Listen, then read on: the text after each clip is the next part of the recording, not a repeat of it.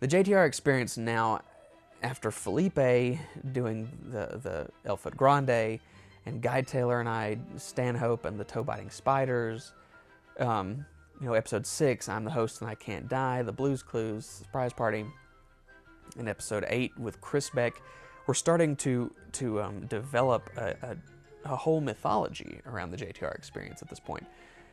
So in comes Crystal Dennis, who I knew through working with my mom. My mom owned a landscape business called High Ridge Landscape and Design, and Crystal worked with us on that. She wanted to be in a JTR Experience episode now, so she came up with her character. She was Crystal. She went ahead and used her real name. And she was the president of the JTR Experience fan club and was getting to go on an adventure with JTR. Now, our adventure in episode 9 was to go to the magic land of Mortar and capture the Mortar Creek Witch. Very scary. Now, legend has it that the Witch of Mortar Creek turns little children into horny toads and feeds them to the deadly alligator gars. Crystal was pretty excited and had seen a lot of the JTR Experience episodes at this point, and kept bringing up references to toe biters and things that had already happened. So we're tracking the witch down, and crazy things started happening. Pine cones raining from the ceiling, raining from the sky. We found the witch's hat, and we track the witch down to the riverbank, which will lead us to the magic land of Mortar. So we trudge out through the water. We're walking up, and Crystal is warning me to look out for the deadly alligator gars, which are a food source to the witch, but also dangerous to other people. We come up out of the river into the magic land of Mortar, and we find the witch's shoes. Her shoes. Do you know how valuable these are? How valuable are these? These are worth much money. Hey, my shoes are wet. Can I put these on? No, Why not? because she will kill you. When you clap them together 3 times, you'll go to her lair, and then she'll eat you. Let's leave those there then. After finding the witch's shoes, we managed to catch a glimpse of the witch herself, standing probably a football field's length away from us. So JTR I prepare to sneak up on the witch when she suddenly realizes that we're there and starts to take off. So of course I ran to go catch the witch. By the time I reached the spot where the witch had been, she is now hiding from me. So I'm trying to be very careful as to figure out where she had gone. The witch is obviously playing tricks on us. We have to get to a more safe spot where the witch can be seen. Now, for the purpose of this, ladies and gentlemen, let's take his movie.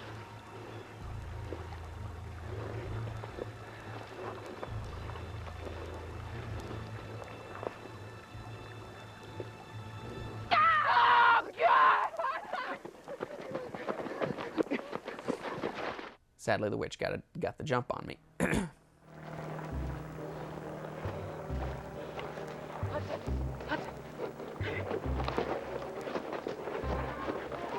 Wait, shh, hear that? Now, Crystal and I have been separated, but I'm still on a high because I think the witch is following me. So I hear something rustling through the bushes, and I'm like, it's the witch. We're gonna get the jump on her this time. We're gonna jump out and attack the witch when she gets close to us. Okay, are you ready? She's getting close. She's getting close. 3, 2, 1. It's okay. It's okay. Oh, Crystal, did you see the witch? I did! I heard you scream! I thought she had gotten you! I was getting out of here! She's scared. She scared me. Turns out it was not the witch. So Crystal and I are now reunited, and now we've got to figure out a way to catch the witch, to escape Mortar, with our lives. And Crystal informs me about the Tonka Tonka wand. The Tonka Tonka wand The Tonka Tonka wand. The Tonka Tonka. is a wand with magical powers. It's a special wand that should be able to stop the witch. So we get together, we find the wand, and JTR decides to do battle with the witch. And in the process of doing that, Crystal does a mating call at the witch. What kind of spell is that? What is she doing? Wait, what are you doing? What is that? It calms her. It calms her. It calms. It is explained that the witch, it actually wasn't explained right away, but the witch, played by my sister Casey, was doing a Mexibrokian war cry that she had heard Felipe do from episode 4, which kind of cemented this thing where the witch was actually a exiled Mexibrokian priest. But anyway, so JTR is wearing black, and when you do the witch's mating call, she's attracted to black, the color black. Wait, she made it. No! No! She likes black lead. So JTR's freaked out a little bit by that at first, and then decides to finally fight the witch. So they get into a big fight. The witch ends up winning and disarming JTR, sort of. No! I don't want to mate With you. She has to whip you to mate with you. Oh, wait, now she's got the stick. Oh, God. Oh, So now with the witch having the upper hand, JTR and Crystal run. We're trying to escape, but we end up getting split because we get back in the river and the alligator gars split us up. The guard! well, where? The guard! Between us! There! Run! The guard! The alligator guard! Watch the big turn! We must run! Guards are after me! I'll meet you at the bridge! So Crystal and Hudson, who is Landon, who is the cameraman, Crystal and Hudson make it back to the bridge where our car's at, but there's no sign of JTR. So they're, where is he? Where is he? We gotta find him. What are we gonna do? And the witch shows up. Out of here! Get the hell out of here! Come on! Oh, no! The witch ends up attacking and mating with the cameraman.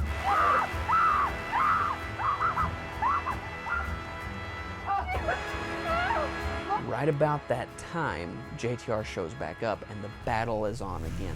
How dare you pick on my friends like that? Big fight. JTR has a magic stick of his own, but it ends up not working. Oh,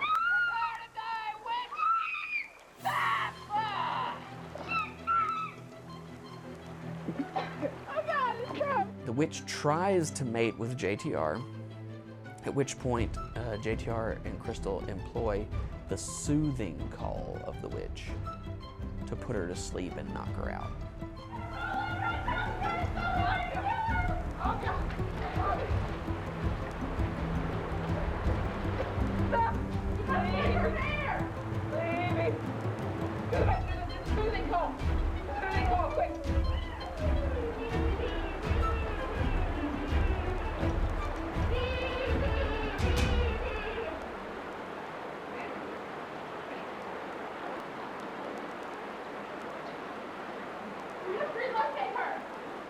So now they've got the witch, they take her up to the car, they tie her to the hood, they're examining the witch.